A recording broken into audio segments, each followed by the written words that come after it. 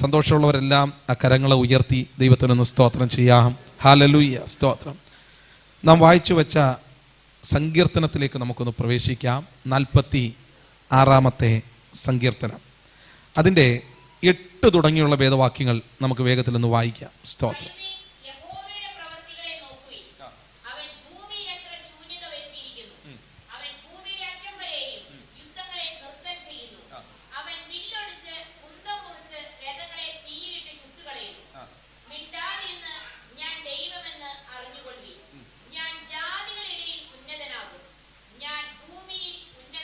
മതി, ദൈവത്തിന് സ്തോത്രം. ഇത് കോരഹ് പുത്രന്മാരെഴുതിയ അനുഗ്രഹീതമായൊരു സങ്കീർത്തനമാണെന്ന് അതിൻ്റെ തലക്കെട്ടിൽ നമുക്ക് കാണാനായിട്ട് കഴിയും.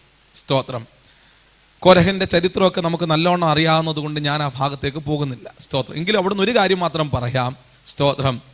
ഭൂമി പിളർന്ന്, സ്തോത്രം, മത്സരിച്ച ഒരു ഗണത്തെ ഭൂമി പിളർന്ന് ദൈവം എടുത്തു കഴിഞ്ഞപ്പോൾ, സ്തോത്രം, അതൊക്കെ കണ്ടുകൊണ്ട് നിന്ന ഒരു തലമുറയുണ്ട്. സ്തോത്രം. എന്നാൽ പിൽക്കാലത്ത് അവരിലേക്ക് ആ ശാപം ഒന്നും കടന്നു വന്നില്ല. അവർ ദേവാലയത്തിനകത്ത് ദൈവത്തെ പാടി സ്തുതിക്കുന്ന, ആരാധനയ്ക്ക് നേതൃത്വം കൊടുക്കുന്ന ഒരു കൂട്ടരായി മാറിയപ്പോൾ അതിനകത്ത് നിന്ന് ഒരു പ്രത്യാശയുടെ ദൂതുണ്ട്. ദൈവത്തിന് സ്തോത്രം. പിതാക്കന്മാരെങ്ങനെയാണെങ്കിലും ദൈവ പൈതലേ, നീ ദൈവസന്നിധിയിൽ നേരോടെ നിന്നാൽ നിന്നെ ഉയർത്തുന്ന, നിന്നെ ചില ശുശ്രൂഷകൾ ഏൽപ്പിക്കുന്ന ഒരു ദൈവം ഉണ്ടെന്നുള്ള കാര്യം മറന്നു പോകരുത്. ഞാൻ അത്രയും പറഞ്ഞ് അവിടെ നിന്ന് മുന്നോട്ട് വരാം. ദൈവത്തിന് സ്തോത്രം. ഈ സങ്കീർത്തനത്തിന്റെ പശ്ചാത്തലം എന്ന് പറയുന്നത് യഹൂദ രാജാവായിരിക്കുന്ന ഹിസ്കിയാവ് രാജാവ്, സ്തോത്രം, ഏതാണ്ട് ദീർഘമായ വർഷങ്ങൾ, സ്തോത്രം, അദ്ദേഹം രാജഭരണം നടത്തി. യഹൂദയുടെ തന്നെ 14-ാമത്തെ രാജാവായിട്ടാണ് ഹിസ്കിയാവ് രാജഭരണമേൽക്കുന്നത്. സ്തോത്രം. രാജഭരണമേൽക്കുമ്പോൾ തന്നെ അന്ന് തന്നോടൊപ്പം ശുശ്രൂഷിക്കാൻ നിൽക്കുന്ന മറ്റു ചില പ്രവാചകന്മാരുമുണ്ട്. അതിൽ അഗ്രഗണ്യനായിരിക്കുന്ന പ്രവാചകനായിരിക്കുന്ന യെശയ്യാവ് ആ കാലഘട്ടത്തിൽ പ്രവചിക്കുന്നുണ്ട്. മീഖ ആ കാലഘട്ടത്തിൽ പ്രവചിക്കുന്നുണ്ട്. അപ്പോൾ ഹിസ്കിയാവ്, സ്തോത്രം, വലിയൊരു നവോത്ഥാന നായകനായി മാറുമ്പോൾ തന്നെ മറുഭാഗത്ത് അദ്ദേഹത്തിന് വേണ്ടുന്ന നിർദ്ദേശങ്ങൾ നൽകി കൊടുക്കാൻ ദൈവം തമ്പുരാൻ യെശയ്യാവിനെയും മീഖയെയും പോലുള്ള ശക്തരായ പ്രവാചകന്മാരെയും ആ കാലഘട്ടത്തിൽ ഒരുക്കി. സ്തോത്രം. ആ കാലഘട്ടത്തിന് ചില പ്രത്യേകതകളുണ്ട്. എന്ന് പറഞ്ഞാൽ, സ്തോത്രം, ജനം മുഴുവൻ അന്യാരാധനയിലേക്ക് പോയ ഒരു കാലഘട്ടമായിരുന്നു ഹിസ്കിയാവിന്റെ കാലഘട്ടം. എന്നാൽ താൻ നവോത്ഥാനത്തിന് വേണ്ടി ഇറങ്ങി തിരിച്ചപ്പോൾ നമുക്കറിയാം, വിശുദ്ധ തിരുവെഴുത്തിൽ കാണാൻ കഴിയുന്നു, പൂജാഗിരികളെയൊക്കെ തകർത്ത് കളവാൻ ഹിസ്കിയാവിന് കഴിഞ്ഞു. സ്തോത്രം. മറ്റൊരു കാര്യം, നാളുകളായി ഇസ്രായേൽ ജനം ആരാധിച്ചു വന്നിരുന്ന നെഹുഷ്ഠാൻ എന്ന് പറയുന്ന, ഏതാണ്ട് 900 വർഷമായിട്ട് ആരാധിച്ചു കൊണ്ടിരുന്ന ഈ നെഹുഷ്ഠാൻ എന്ന് പറയുന്ന ആ പ്രതിഷ്ഠയെ, സ്തോത്രം, തച്ചുടയ്ക്കാൻ കഴിഞ്ഞത് ഈ ഹിസ്കിയാവിനാണ്. സ്തോത്രം. അതിനാണ് നിയോഗം കൊടുത്തത്. ഹിസ്കിയാവിനാണ് ആ നിയോഗം കൈമാറിയത്. മാത്രമല്ല, ദേവാലയം ശുദ്ധീകരിക്കുന്നത് ഹിസ്കിയാവാണെന്ന് നമുക്ക് കാണാൻ കഴിയും. പെസഹ ആചരിക്കുന്നത്, ദീർഘനാളുകൾക്ക് ശേഷം ആചരിക്കുന്നത്, സ്തോത്രം, ഈ ഹിസ്കിയാവിന്റെ കാലഘട്ടത്തിലാണെന്ന് നമുക്ക് കാണാൻ കഴിയും. അങ്ങനെ ആരാധനയെ തിരിച്ചു പിടിച്ച, സ്തോത്രം, ദൈവജനത്തെ യേശുവിങ്കിലേക്ക്, കർത്താവിങ്കിലേക്ക് അടുപ്പിച്ചു കൊണ്ടുവന്ന ഒരു രാജാവാണ്, സ്തോത്രം, ഹിസ്കിയാവ് രാജാവ്. അങ്ങനെ ഇരിക്കുമ്പോൾ തന്നെ, സ്തോത്രം, ഇത്രയൊക്കെ നവീകരണ കാര്യങ്ങൾ ചെയ്ത ഈ രാജാവിന് വിരോധമായി, സ്തോത്രം, സെൻഹരിബ് എന്ന് പറയുന്ന ഒരു രാജാവ് എഴുന്നേൽക്കുകയാണ്. ആ രാജാവ് അശൂർ രാജാവാണെന്ന് തിരുവചനം വായിക്കുമ്പോൾ നമുക്ക് മനസ്സിലാക്കാൻ കഴിയും. 2 രാജാക്കന്മാരുടെ പുസ്തകത്തിൽ 19-ാം അധ്യായത്തിലാണ് ഇതിന്റെ ചിത്രം കിടക്കുന്നത്, ഇതിന്റെ ചരിത്രം കിടക്കുന്നത്. ഞാൻ അതിലേക്ക് പോകുന്നില്ല. സ്തോത്രം. അവിടെ സെൻഹരീബ് യുദ്ധത്തിനായിട്ട് വരുമ്പോൾ ഒരു ലെറ്റർ എന്ത് ചെയ്യുന്നുണ്ട്, കൊടുത്തുവിടുന്നുണ്ട്. ആ ലെറ്ററിനകത്ത് ഇസ്രായേൽ രാജ്യത്തെ വല്ലാതെ അപമാനിക്കുന്നു, ഇസ്രായേലിന്റെ ദൈവത്തെ വല്ലാതെ അപമാനിക്കുന്നു. ഈ ലെറ്ററുമായിട്ട്, സ്തോത്രം, ഈ ഭക്തനായിരിക്കുന്ന രാജാവ് മറ്റൊരു സ്ഥലത്തേക്കും പോയില്ല. താൻ ദൈവത്തിന്റെ ആലയത്തിലേക്ക് കടന്നു ചെല്ലുന്നതായിട്ട് 2 രാജാക്കന്മാരുടെ പുസ്തകം 19-ാമത്തെ അധ്യായത്തിൽ നമുക്ക് കാണാനായിട്ട് കഴിയും. ഒരു പ്രതികൂലം കടന്നു വരുമ്പോൾ മറ്റൊരു ഭാഗത്തിലേക്കല്ല നമ്മൾ ഓടേണ്ടത്. നമ്മൾ ഓടേണ്ടത് ദൈവ സന്നിധിയിലേക്ക് ഓടി വരണം. ദൈവത്തിന് സ്തോത്രം. നീ അഭിമുഖീകരിക്കുന്ന വിഷയത്തിന് പരിഹാരം തരുവാൻ കഴിവുള്ള ഒരു ഇടമുണ്ട്. അതാണ് ദൈവത്തിന്റെ സന്നിധാനം എന്നുള്ളത് നമ്മൾ മറന്നു പോകരുത്. ഹിസ്കിയാവ് ഈ ലെറ്ററുമായിട്ട് ദേവാലയത്തിനകത്ത് കടന്നു വന്നു. സ്തോത്രം. ദേവാലയത്തിനകത്ത് കടന്നു വന്നു കഴിഞ്ഞപ്പോൾ സ്വർഗത്തിലെ ദൈവം യെശയ്യാവിന് അരുളപ്പാട് കൊടുത്തിട്ട് യെശയ്യാവിനോട് പറയുകയാണ്, യെശയ്യാവേ, നീ ചെന്ന് ഹിസ്കിയാവിനോട് ഞാൻ പറയുന്നത് പോലെ അവനോട് പ്രവചിക്കണം. അങ്ങനെ യെശയ്യാവ് വന്നിട്ട് ഹിസ്കിയാവിനോട് പ്രവചിക്കുമ്പോൾ സ്തോത്രം, ഒരുപാട് കാര്യങ്ങൾ അവിടെ പറയുന്നുണ്ട്. ഇനി നിനക്ക് യുദ്ധം ചെയ്യേണ്ടി വരത്തില്ല, ആ യുദ്ധത്തിൽ നിനക്ക് തന്നെ ആയിരിക്കും വിജയം എന്നുള്ളതെല്ലാം അവിടെ പറയുമ്പോൾ നമുക്കറിയാം, അശൂർ പാളയത്തിനകത്തേക്ക് ഒരു ദൂതനെ അയച്ചിട്ട് 1,85,000 പേരെ വകവരുത്തിയതിൻ്റെ ഒരു ചരിത്രം നമുക്ക് ആ 19-ാമത്തെ അധ്യായത്തിൽ കാണുവാനായിട്ട് കഴിയും. എന്നെ അത് അത്ഭുതപ്പെടുത്തിയ ഒരു കണക്കാണ്. കേവലം ഒരൊറ്റ ദൂതൻ ഇറങ്ങിയപ്പോൾ നോക്കിക്കേ, ശത്രു സൈന്യത്തിന്റെ പൊടി പോലും കാണാനില്ലാതെ വണ്ണം കർത്താവ് അവിടെ യുദ്ധത്തെ നിർത്തലാക്കിയെന്ന സങ്കീർത്തനക്കാരൻ പിന്നീട് പാടുന്നത്. അപ്പോൾ ഇതാണ് ഇതിന്റെ ചരിത്ര പശ്ചാത്തലം. ഈ ചരിത്ര പശ്ചാത്തലത്തിൽ നിന്നുകൊണ്ടാണ് കോരഹപുത്രന്മാർ ഈ സങ്കീർത്തനം രചിക്കുന്നത്. അവിടെ എല്ലാ വാക്യങ്ങളിലേക്കും കടന്നു പോകാൻ ഞാൻ താല്പര്യപ്പെടുന്നില്ല. എന്നെ അതിനകത്ത് നിന്ന് പരിശുദ്ധാത്മാവ് ഓർമ്മിപ്പിക്കുവാൻ തന്ന ഒരു വേദഭാഗമുണ്ട്, ഒരു വാക്യമുണ്ട്. അത് അതിൻ്റെ 9-ാമത്തെ വാക്യമാണ്. ആ 9-ാമത്തെ വാക്യത്തിൽ ഇങ്ങനെ കാണാൻ കഴിയുകയാണ്, അവൻ ഭൂമിയുടെ അറ്റം വരെയും യുദ്ധങ്ങളെ നിർത്തൽ ചെയ്യുന്നു. ദൈവത്തിന് സ്തോത്രം. യുദ്ധത്തെ നിർത്തൽ ചെയ്യാൻ കഴിയുന്ന ഒരു ദൈവമുണ്ട്. എത്ര പേര് ദൈവത്തിന് ആമേൻ പറയുന്നുണ്ട്? ഒന്ന് സ്തോത്രം പറയുന്നുണ്ട്. പ്രിയപ്പെട്ടവരെ, നിനക്ക് എത്തിപ്പിടിക്കാൻ കഴിയാത്ത, നിന്നെ വിഴുങ്ങുമെന്ന് പറഞ്ഞു നിൽക്കുന്ന ലക്ഷോപലക്ഷം വരുന്ന കാലാൽപ്പടയുള്ള സൈന്യമായാലും അതൊന്നും നിന്നോട് അടുത്ത് വരാതെ വണ്ണം നിന്നെ കാത്തു പരിപാലിക്കുന്ന ഒരു ദൈവമുണ്ട്. ദൈവത്തിന് സ്തോത്രം. ജാതികൾ നിനക്ക് നേരെ കടന്നു വരുമ്പോൾ നിനക്കതിനെ സ്റ്റോപ്പ് ചെയ്യാൻ കഴിയത്തില്ല, നിനക്കതിനെ നിർത്തൽ ചെയ്യാൻ കഴിയത്തില്ല. എന്നാൽ ദൈവത്തിന് സ്തോത്രം, നിനക്കെതിരെ വരുന്ന രാജാക്കന്മാരെ, അവരുടെ ആയുധങ്ങളെ, അവരുടെ പോരാളികളെ നിർത്തൽ ചെയ്യാൻ കഴിയുന്ന ഒരു ദൈവമുണ്ട്. ദൈവത്തിന് സ്തോത്രം. യുദ്ധത്തെ നിർത്തൽ ചെയ്യുന്ന ഒരു ദൈവമുണ്ട്. ദൈവത്തിന് സ്തോത്രം. നമ്മൾ ഇന്നിന്റെ ചരിത്രം പഠിക്കുമ്പോൾ, കഴിഞ്ഞ ദിവസവും നമ്മൾ പത്രത്തിൽ കൂടെ വായിച്ചു, ഹമാസും ഇസ്രയേലും തമ്മിലുള്ള യുദ്ധം. സ്തോത്രം. അവര് പിന്നെ എന്ത് ചെയ്തു? യുദ്ധ കരാറുകളൊക്കെ ലംഘിച്ച് പിന്നെയും എന്ത് ചെയ്യാണ്? യുദ്ധം ചെയ്യുക. അങ്ങനെ ലോകത്തിന്റെ ചരിത്രം പഠിച്ചാൽ നാളുകളായി യുദ്ധം ചെയ്തുകൊണ്ടിരിക്കുക. പലരും അവർ ആശയോടെ കെട്ടിപ്പൊക്കിയ ഭവനമെല്ലാം വിട്ട് മറ്റ് സ്ഥലങ്ങളിലേക്ക് പലായനം ചെയ്തു പോകുന്നതിൻ്റെ കാഴ്ചയൊക്കെ നമ്മൾ കാണുന്നുണ്ട്. ഒരു പുരുഷായുസ് കൊണ്ട് അധ്വാനിച്ചതെല്ലാം നിമിഷങ്ങൾ കൊണ്ട് തച്ചുടന്ന് തകർന്നു പോകുമ്പോൾ ലോക നേതാക്കന്മാർക്ക് ഇടപെടാൻ കഴിയുന്നില്ല. അമേരിക്ക തുടങ്ങിയുള്ള ലോക പോലീസുകളൊക്കെയും പല വിധത്തിലുള്ള കൽപ്പനകളും വാണിങ്ങുകളും കൊടുത്തിട്ടും ഇവിടെ ഒന്നും ഒരു പരിഹാരം കാണാൻ കഴിയാതിരിക്കുമ്പോൾ ഒരു കാര്യം ഞാൻ ഉറപ്പായിട്ടും പറയാം, ലോക ഭരണാധികാരികൾക്ക് ചെയ്യുവാൻ കഴിയാത്തതിനെ ചെയ്യാൻ കഴിയുന്ന ഉന്നതനായ ഒരു ദൈവമുണ്ട്. ദൈവത്തിന് സ്തോത്രം. അതേ പ്രിയപ്പെട്ടവരെ, യുദ്ധത്തെ നിർത്തൽ ചെയ്യാൻ കഴിയുന്ന ഒരു ദൈവമുണ്ട്. ദൈവത്തിന് സ്തോത്രം. നിനക്ക് നേരെ ജാതികൾ കടന്നു വരുമ്പോൾ എങ്ങനെയാകും, എന്താകുമെന്നൊന്നും നീ ഭാരപ്പെടണ്ട. പ്രാർത്ഥനയോടെ നീ ആലയത്തിനകത്തേക്കൊന്ന് കടന്നുയല്ല. നിന്റെ മുട്ടുകളൊന്ന് മടങ്ങട്ടെ, നിന്റെ കണ്ണൊന്ന് നിറയട്ടെ, കണ്ണുനീർ ദൈവസന്നിധിയിലൊന്ന് വീഴട്ടെ. പ്രതീക്ഷിക്കാത്ത സ്ഥലത്ത് ദൈവം നിനക്ക് വേണ്ടി അത്ഭുതങ്ങളെ ചെയ്ത് ഒരു ശത്രുവ് നിന്നോട് അടുത്ത് വരാതെ വണ്ണം, ദൈവത്തിന് സ്തോത്രം, ഒരു സൈന്യം എന്റെ നേരെ പാളയം ഇറങ്ങിയാലും ഞാൻ നിർഭയമായിരിക്കും, അതെന്നോട് അടുത്ത് വരത്തില്ല. ഇന്ന് പകൽ യുദ്ധങ്ങളെ നിർത്തൽ ചെയ്യുന്ന ദൈവകൃപയ്ക്കായി ഞാൻ ദൈവത്തിന് സ്തോത്രം ചെയ്യുകയാണ്.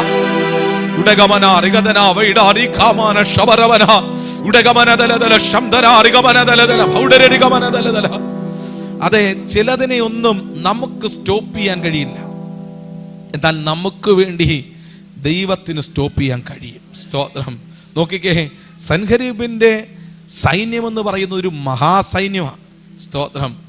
ഇസ്രയേലിന്റെ അല്ലെങ്കിൽ യഹൂദായുടെ ഒരു സൈനിക ബലം കൊണ്ടൊന്നും അതിനെ പിടിച്ചു നിർത്താൻ കഴിയത്തില്ല. പക്ഷേ സ്തോത്രം, ഇത്രയും അപ്പുറത്തും ഇപ്പുറത്തും യുദ്ധത്തിനായി കളമൊരുങ്ങിക്കൊണ്ടിരിക്കുമ്പോൾ സ്തോത്രം, അതിൻ്റെ ഒന്നും ആവശ്യം ഉണ്ടായില്ല. കേവലം ഒരു ദൂതൻ ഇറങ്ങിയപ്പോൾ അവിടെ ഒരു മഹാ അത്ഭുതം സംഭവിച്ചെങ്കിൽ ഇന്ന് പകൽ നിനക്ക് വേണ്ടി യുദ്ധം ചെയ്യാൻ നീ തന്നെ ഇറങ്ങേണ്ടി വരില്ല. നിനക്ക് വേണ്ടി യുദ്ധം ചെയ്യാൻ ദൈവം ഒരു സൈന്യത്തെ ഒരുക്കിയിട്ടുണ്ട്, ദൂത സഞ്ചയത്തെ ഒരുക്കിയിട്ടുണ്ട്. ഇന്ന് പകൽ എത്ര പേര് അത് വിശ്വസിക്കുന്നുണ്ട്?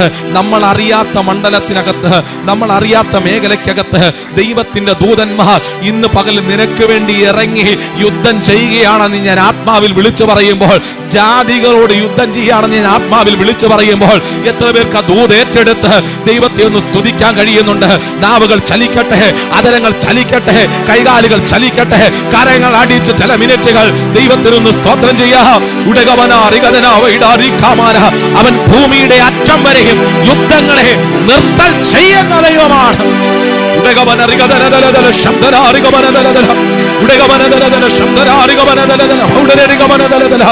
ആത്മാവിൽ വിളിച്ചു പറയുക, ഇന്ന് പകൽ ജാതികളായി കൂട്ടം കൂട്ടമായി നിനക്ക് നേരെ ശത്രു കടന്നു വരുമ്പോൾ ആ യുദ്ധത്തെ നിർത്തൽ ചെയ്യുന്ന ഒരു ദൈവമുണ്ട്.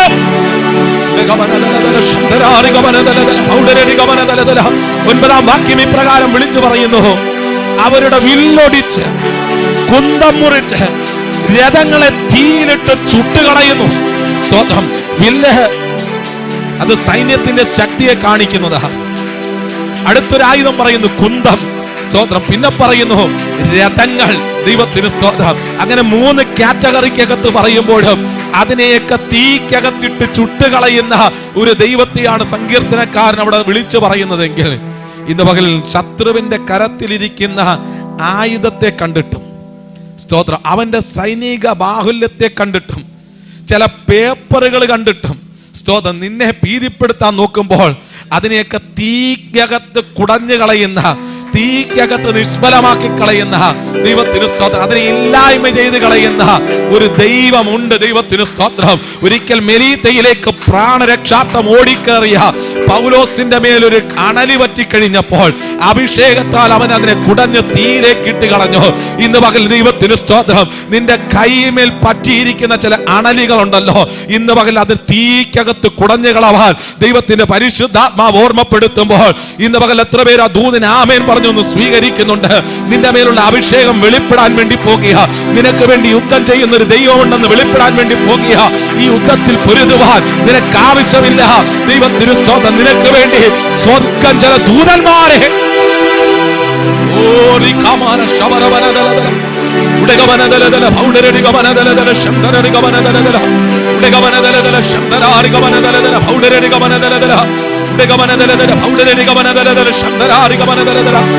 നീ അറിയാതെ നിനക്കെതിരെ വരുന്നതിനെ നിർത്തൽ ചെയ്യുന്ന, സ്റ്റോപ്പ് ചെയ്യുന്ന ഒരു ദൈവമുണ്ട്. ദൈവത്തിന് സ്തോത്രം. സംഖ്യാപുസ്തകത്തിലേക്ക് നമുക്ക് വേഗത്തിൽ ഒന്ന് കടന്നു വരാം. സംഖ്യാപുസ്തകത്തിലേക്ക് ഒന്ന് കടന്നു വന്നാട്ടെ. സംഖ്യാപുസ്തകം അതിന്റെ 17-ാമത്തെ അധ്യായത്തിൽ അതിന്റെ 5-ാമത്തെ വാക്യം നമ്മൾ വായിക്കുമ്പോൾ അവിടെ ഇങ്ങനൊരു കാര്യം നമുക്ക് കാണാൻ കഴിയുന്നു: ഞാൻ തിരഞ്ഞെടുക്കുന്നവന്റെ വടി തളിർക്കും. ഇങ്ങനെ ഇസ്രായേൽ മക്കൾ നിങ്ങൾക്ക് വിരോധമായി പിറുപിറുക്കുന്നത് ഞാൻ നിർത്തലാക്കും. ദൈവത്തിന് സ്തോത്രം. ആരോടാ ഇത് പറയുന്നതെന്ന് അറിയാമോ? മോശയും അഹരോനും ഉൾപ്പെട്ടു നിൽക്കുന്ന ശുശ്രൂഷകണം. സ്തോത്രം. 16-ാമത്തെ അധ്യായം നമ്മൾ വായിക്കുമ്പോൾ അവിടെ നമുക്ക് കാണാൻ കഴിയുന്നുണ്ട്, ഒരു കൂട്ടം അഭിഷക്തർക്ക് വിരോധമായിട്ട് എഴുന്നേൽക്കുകയാണ്. സ്തോത്രം.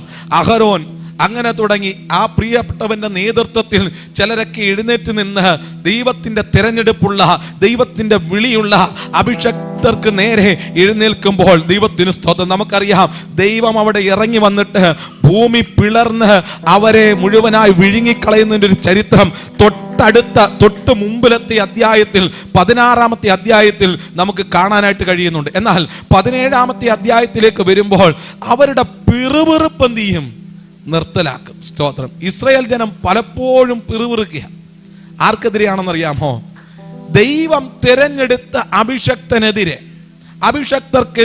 സ്തോത്രം. മോശയും അഹരോനും തുടങ്ങിയ കൂട്ടത്തിനെതിരെ അവര് പിറുപിറുക്കുമ്പോൾ ദൈവത്തിന് സ്തോത്രം. മോശയെ, നിനക്കൊന്നും ചെയ്യാൻ കഴിയുന്നില്ലെങ്കിലും, ആരുടെയും വായൊന്നും പൂട്ടിക്കെട്ടാൻ നിന്നെ കൊണ്ട് കഴിയുന്നില്ലെങ്കിലും നിനക്ക് വേണ്ടി ഞാൻ ഇറങ്ങി പ്രവർത്തിക്കും. അവരുടെ പിറുപിറുപ്പിനെ ഞാൻ നിർത്തലാക്കുമെന്ന് ദൈവത്തിന് സ്തോത്രം. ദൈവം അവിടെ പറയുമ്പോൾ നിനക്ക് വേണ്ടി നിന്റെ അനുവാദം ചോദിക്കാതെ നിന്റെ വിഷയത്തിനകത്ത് ഇടപെടുന്ന ഒരു ദൈവമുണ്ടെന്ന് തിരിച്ചറിയണം. ദൈവത്തിന് സ്തോത്രം. പലപ്പോഴും പലരും നമ്മുടെ വിഷയങ്ങളിൽ ഇടപെടുന്നത് നമ്മുടെ അനുവാദം ചോദിച്ചിട്ടാണെങ്കിൽ, നിന്റെ അനുവാദം ചോദിക്കാതെ നിന്റെ വിഷയത്തിനകത്ത് ഇടപെട്ടിട്ട് ചിലരുടെ പിറുപിറുപ്പിനെ, നിനക്ക് വിരോധമായിട്ടുള്ള വാക്കുകളെ നിർത്തൽ ചെയ്യുവാൻ കഴിവുള്ള ഒരു ദൈവത്തിന്റെ മുൻപാകെയാണ് നീ ആയിരിക്കുന്നത്. ദൈവത്തിന് സ്തോത്രം. ചിലതൊന്നും നിനക്ക് തെളിയിക്കാൻ കഴിയില്ല. സ്തോത്രം. ചിലതിന്റെ യാഥാർത്ഥ്യം നിനക്ക് വിളിച്ചു പറയാൻ കഴിയില്ല. സ്തോത്രം. നോക്കിക്കേ, അവിടെ മോശയ്ക്കും അഹരോനും വേണ്ടി ദൈവം പ്രവർത്തിക്കുകയാണ്. സ്തോത്രം.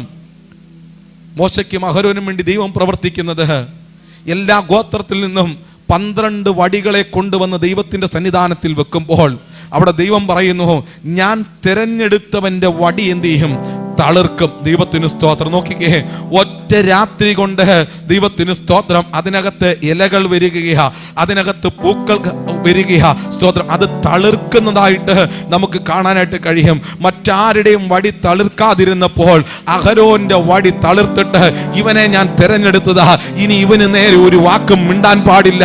അങ്ങനെ ലക്ഷോപലക്ഷം വരുന്ന ജനത്തിന്റെ പിറുപിറുപ്പിനെ നിർത്തലാക്കിയ ഒരു ദൈവമാണ് നമ്മുടെ ദൈവമെങ്കിൽ ഇന്ന് പകൽ എത്ര പേർക്ക് ദൈവത്തെ സ്തുതിക്കാൻ കഴിയുന്നുണ്ട്? നിനക്ക് വിരോധമായി ശത്രു സംസാരിച്ചു തുടങ്ങുമ്പോൾ ദൈവത്തിന് സ്തോത്രം, ദൈവത്തിന് സ്തോത്രം. നിന്റെ മേൽ വ്യാപരിക്കുന്ന അഭിഷേകം, നിന്റെ തിരഞ്ഞെടുപ്പ്, ഇതിനെയൊക്കെ ചോദ്യം ചെയ്യുമ്പോൾ മറുപടി പറഞ്ഞ് സമയം കളയാൻ പോകണ്ട. നിനക്ക് വേണ്ടി ചിലത് തെളിയിക്കാൻ ദൈവമുണ്ടെന്നുള്ള കാര്യം മറന്നു പോകരുത്. ദൈവത്തിന് സ്തോത്രം. സങ്കീർത്തനത്തിൽ നമ്മൾ കണ്ടു, യുദ്ധത്തെ നിർത്തൽ ചെയ്യുന്നു. സംഖ്യാപുസ്തകത്തിൽ നമ്മൾ കാണുന്നു, നമുക്ക് നേരെ വരുന്ന പിറുപിറുപ്പുകളെ നിർത്തൽ ചെയ്യുന്നു. സ്തോത്രം. യെഹെസ്കേലിന്റെ പ്രവചനത്തിലേക്ക് നമുക്കൊന്ന് കടന്നു വരാം. യെഹെസ്കേൽ പ്രവചനം അതിന്റെ 12-ാമത്തെ അധ്യായം, അതിന്റെ 21 തുടങ്ങിയുള്ള വേദവാക്യങ്ങളൊന്ന് വായിച്ചാട്ടെ. യെസ്.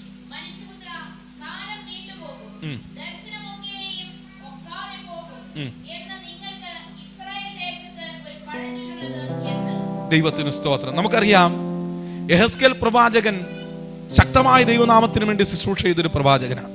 സ്തോത്രം. ഒരു വിടുതലിന്റെ കാലം അടുത്തുകൊണ്ടിരിക്കുമ്പോൾ, സ്തോത്രം, അവിടെ ഒരു പഴഞ്ചൊല്ല് ഉടലെടുക്കുകയാണ്. ആ പഴഞ്ചൊല്ല് ഇങ്ങനെയാണ്: കാലം നീണ്ടുപോകും, ദർശനമൊക്കെയും ഒക്കാതെ പോകും. എന്ന് പറഞ്ഞാൽ, നിന്നോട് പറഞ്ഞിരിക്കുന്ന വാഗ്ദത്തങ്ങളൊന്നും നടക്കുകയില്ല. സ്തോത്രം. അതൊന്നും നിറവേറാൻ വേണ്ടി പോകുന്നില്ല. ഇതിങ്ങനെ നീണ്ടുപോകും. സ്തോത്രം. അടുത്ത് പറയുന്നത്, നീ കണ്ട ദർശനമൊക്കെയും ഒക്കാതെ പോകും. ഇതാണ് ഒരു പഴഞ്ചൊൽ. സ്തോത്രം. നോക്കിക്കേ, അവിടെ ഈ പഴഞ്ചൊല്ലിനെ കർത്താവ് അത് കേട്ടിട്ട് കർത്താവിന്റെ മറുപടിയാണ് 22-ാമത്തെ വാക്യത്തിൽ, മനുഷ്യപുത്ര, കാലം നീണ്ടുപോകും, ദർശനമൊക്കെയും ഒക്കാതെ പോകുമെന്ന് നിങ്ങൾക്ക് ഇസ്രായേൽ ദേശത്ത് ഒരു പഴഞ്ചൊല്ലുള്ളത് എന്ത്? അതുകൊണ്ട് നീ അവരോട് പറയേണ്ടത്, യഹോവയായ കർത്താവ് ഇപ്രകാരം അരുളി ചെയ്യുന്നു, ഞാൻ ഈ പഴഞ്ചൊല്ല് നിർത്തലാക്കും. ദൈവത്തിന് സ്തോത്രം. എന്ന് പറഞ്ഞാൽ, ഞാൻ നിനക്ക് വേണ്ടി പ്രവർത്തിക്കാൻ തുടങ്ങുകയാ.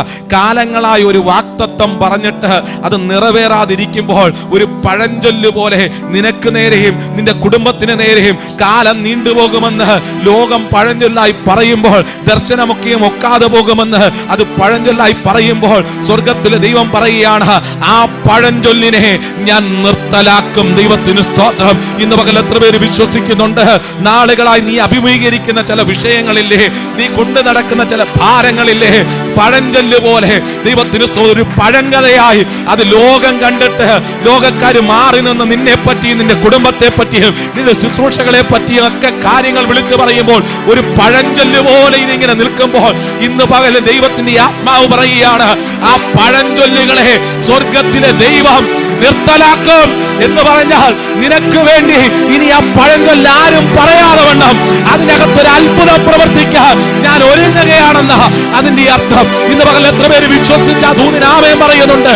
ദൈവമൈതലേ, നീ കേട്ട വാഗ്ദത്തങ്ങൾ, നീ കേട്ട ദൂതുകൾ ഒന്നും ഭോഷ്കല്ല. അത് ദൈവം പറഞ്ഞതാണെങ്കിൽ ദൈവത്തിന് സ്തോത്രം. തക്ക സമയത്ത് അത് നിറവേറ്റുവാൻ ദൈവം ശക്തനാണ്. പഴഞ്ചൊല്ല് പറഞ്ഞ് നിന്നെ അപമാനിക്കുന്ന, നിന്നെ നിരുത്സാഹപ്പെടുത്തുന്ന, നിന്നെ കളിയാക്കുന്ന, ദൈവത്തിന് സ്തോത്രം, നിന്നെ വേദനിപ്പിക്കുന്ന ചില പഴഞ്ചൊല്ലുകളെ, ചില വാക്കുകളെ ഇന്ന് പകൽ യേശുവിന്റെ അധികാരമുള്ള നാമത്തിൽ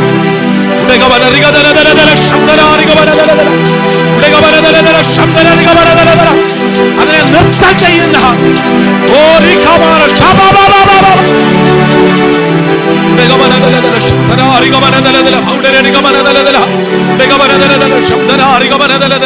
ഒരു പഴങ്കഥ പോലെ, ഒരു പഴഞ്ചൊല്ല് പോലെ മാറിപ്പോകാനുള്ളതല്ല നിന്റെ മേലുള്ള വാഗ്ദത്തം. നിന്നോട് പറഞ്ഞിരിക്കുന്ന അരുളപ്പാടുകൾ അത് നിറവേറാനുള്ളതാണെന്ന് നീ മറന്നു പോകരുത്. ഇന്ന് പകൽ അത് ആത്മാവിൽ തിരിച്ചറിഞ്ഞിട്ട് നിന്റെ വിടുതലിന്റെ കാലം അടുത്തു എന്ന് തിരിച്ചറിഞ്ഞിട്ട് നീ ആത്മാവിലൊന്ന് ബലപ്പെട്, നീ ഒന്ന് ശക്തി പ്രാപിക്കുക. വചനം ഭോഷ്ക് പറയില്ല, വചനം കള്ളം പറയില്ല, വചനം അതിന്റെ പ്രവൃത്തി ചെയ്ത് മടങ്ങി വരുന്ന തിരുവചനമാണെങ്കിൽ ഇന്ന് പകൽ ഈ വചനത്തെ ഇവിടെ റിലീസ് ചെയ്യുക. വേണ്ടവർ അതിനെ കയറി പിടിച്ചോണം. ഈ ദൂത് എന്നോടാണ്, ഈ ദൂത് എന്നോടാണ്, ഈ വചനം എന്നോടാണ്. ദൈവത്തിന് സ്തോത്രം. ആരത് ഏറ്റെടുക്കുന്നോ അവരിവിടെ നിന്ന് വിടുതൽ കൊണ്ടുപോകും. ആരതിനെ തിരസ്കരിക്കുന്നോ വിടുതൽ കാണാൻ കഴിയത്തില്ല. ഇന്ന് പകൽ ദൈവത്തിന് സ്തോത്രം. തിരസ്കരിക്കുന്നവരുടെ കൂട്ടത്തിലല്ല, തള്ളിക്കളയുന്നവരുടെ കൂട്ടത്തിലല്ല, വിശ്വസിച്ച് വചനം ഏറ്റെടുക്കുന്നവരുടെ കൂട്ടത്തിൽ. ഓ റിഖാമാന ശബബബബബ ഉടഗമനദലദല ശംദരരിഗമനദലദല ഉടഗമനദലദല ശംദരാരിഗമനദലദല ഉടഗമനരിഗദലദല ശംദരാരിഗമനദലദല ഉടഗമനദാരിഗദാരിഗദാരിഖാമാന. യുദ്ധത്തിന് പോരുമായി വരുന്ന ജാതീയ മണ്ഡലങ്ങൾ ഉണ്ടായിക്കോട്ടെ, ആ യുദ്ധങ്ങളെ സ്റ്റോപ്പ് ചെയ്യുന്ന, നിർത്തൽ ചെയ്യുന്ന ഒരു ദൈവമുണ്ട്. നിനക്ക് വിരോധമായി മാറി നിന്ന് പിറുപിറുപ്പ് നടത്തുമ്പോൾ നീ ദൈവത്താൽ തിരഞ്ഞെടുക്കപ്പെട്ടവനാണെന്ന് തെളിയിച്ചുകൊണ്ട് ആ പിറുപിറുപ്പിനെ സ്റ്റോപ്പ് ചെയ്യുന്ന ഒരു ദൈവമുണ്ട്. ഒടുവിലായി നാം കേട്ട വാഗ്ദത്തങ്ങൾ ഒരു പഴഞ്ചൊല്ല് പോലെ സ്തോത്രം. കാലം നീണ്ടുപോകും, ദർശനം ഒക്കാതെ പോകും. ഈ പഴഞ്ചൊല്ലിനെ നിർത്തൽ ചെയ്യുന്ന ഒരു ദൈവമുണ്ട്. ദൈവത്തിന് സ്തോത്രം. നമ്മുടെ കണ്ണുകളൊക്കെ ദൈവസന്നിധിയിൽ അടയട്ടെ. എല്ലാവരും പ്രാർത്ഥിച്ചു കൊണ്ടിരുന്നാട്ടെ. ദൈവത്തിന് സ്തോത്രം, ദൈവത്തിന് സ്തോത്രം. ചിലതിനെ ഒന്നും പിടിച്ചു നിർത്താൻ നമുക്ക് കഴിയത്തില്ല. എന്നാൽ നമുക്ക് വേണ്ടി പിടിച്ചു നിർത്താൻ കഴിവുള്ള ഒരു ദൈവത്തിന്റെ മുൻപാകെയാണ് നമ്മൾ ആയിരിക്കുന്നുള്ള ബോധ്യം നമ്മളെ ഒന്ന് ഭരിക്കട്ടെ.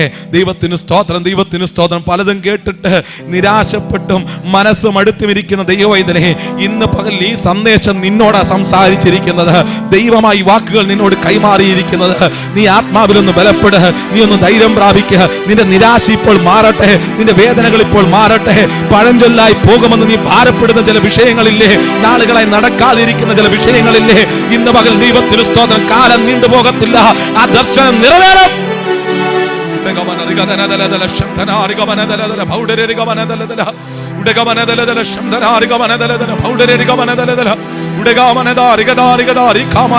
ആത്മാവിൽ ചില മിനിറ്റുകൾ ആരാധിച്ചൊന്ന് ജനം കയറിയാട്ടെ.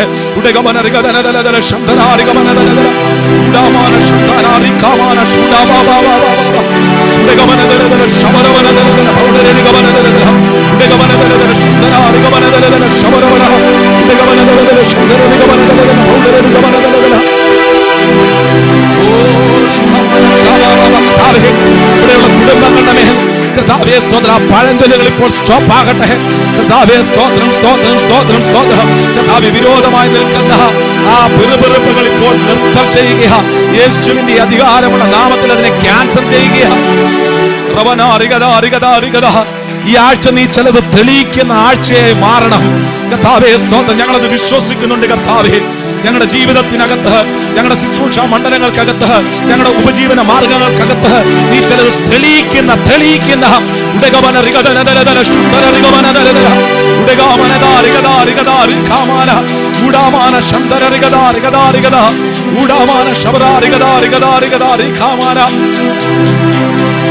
ചിലത് തെളിയിക്കുന്ന ഒരാഴ്ചയായി മാറട്ടെ.